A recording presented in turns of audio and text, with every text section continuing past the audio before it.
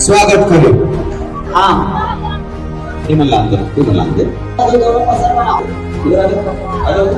हमारे साथ छत्तीसगढ़ के मुखिया की धर्मपत्नी कौशल्या साय जी है।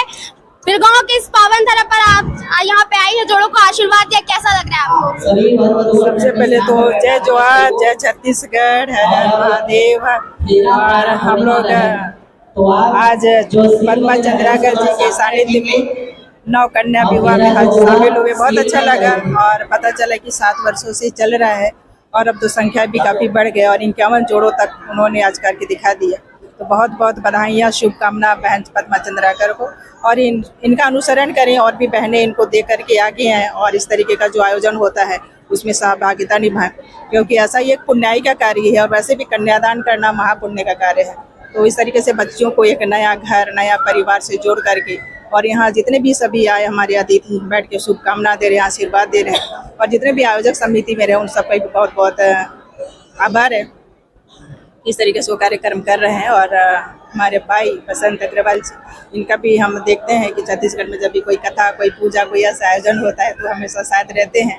तो ऐसे ऐसे हमें युवाओं की ज़रूरत है, ऐसे बहनों की ज़रूरत है, और इनको हम सामने ला करके लगता है कि हाँ अब छत्तीसगढ़ नई दिशा की ओर जा रहा है और इसमें हम हर क्षेत्र में बहुत अच्छा करने वाले हैं। तो आप सबका साथ रहे, आप सबका सहयोग रहे तो हम जरूर अच्छा करेंगे। एक और चीज पूछना चाहूंगी, आप खुद भी एक बहुत अच्छी बेटी बहू रही हैं, क्या कुछ कहना चाहेंगे जो नए जोड़े हैं, जो खुद बहू के रूप में, जैसे कि आपने स्टेज में बताया वैसे हमारे ऑडियंस को भी बताएं कि कैसे गृहस्थी संभाले जैसे आप संभाल रही हैं, जो पूरे छत्तीसगढ़ के मुखिया और आप उनके घर की मुखिया हैं।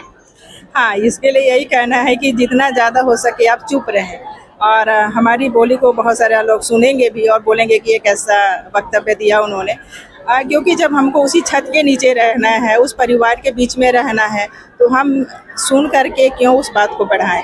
वो हमारे से बड़े हैं या हमारे से छोटे हैं, देवर हो सकते हैं, देवरानी हो सकते हैं, जेठानी हो सकती है, सास हो सकते हैं, ससुर हो सकते हैं, पर है तो हमारा परिवार। और हम उस परिवार के एक सदस्य के रूप में जब उन्होंने हमें स्वीकार किया है तो यदि कह भी देते हैं तो कोई बड़ी बात नहीं है, क्योंकि मायके में तो जन्मदात्री भी डांट देती हैं और हम तो वहाँ चुप रहते हैं। तो कोशिश करना चाहिए कि अगर हम एक बहू के रूप में पदार्पण किए हैं तो कल को हम फिर सास भी बनेंगी तो हमारे साथ भी तो ऐसा हो सकता है। कदम कदम पर, हर मोड़ पर रिश्ते बदल जाते हैं, और अगर इन रिश्तों का सम्मान हम करेंगे तो भविष्य में हमें भी वही सम्मान मिलेगा।